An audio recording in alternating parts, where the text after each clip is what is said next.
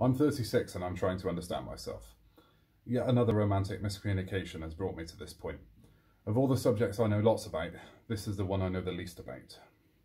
The first thing that you'll notice is that I speak with received pronunciation. This isn't because of my education, it's because for some reason I unconsciously taught myself to speak this way.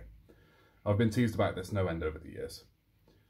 I have few friends, mainly on the internet. I think it's because I'm not fun or funny. Being isolated has always been a source of unpreventable pain to me.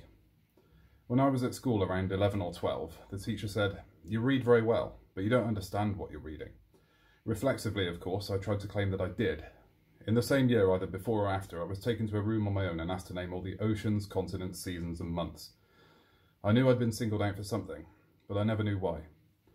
As a teenager, I was in the garden of a friend's house and his mother was gardening.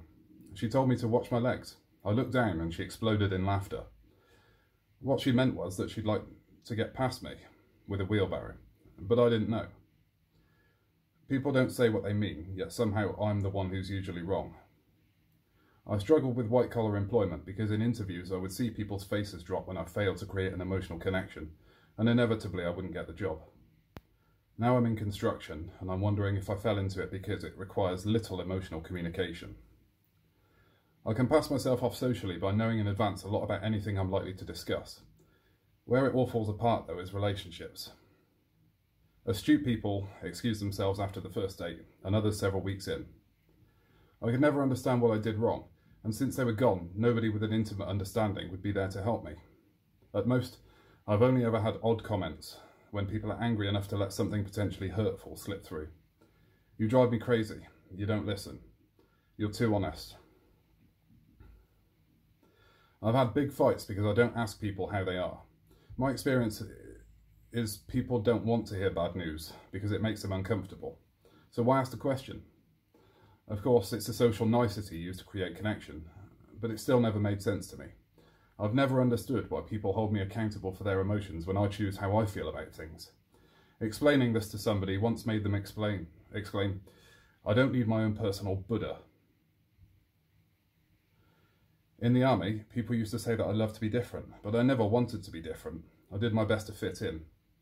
Around 24, I tried to kill myself while driving up the country on the way to see a girlfriend for a hug. Afterwards, the doctor said it sounded like I didn't like myself very much. I've always felt different.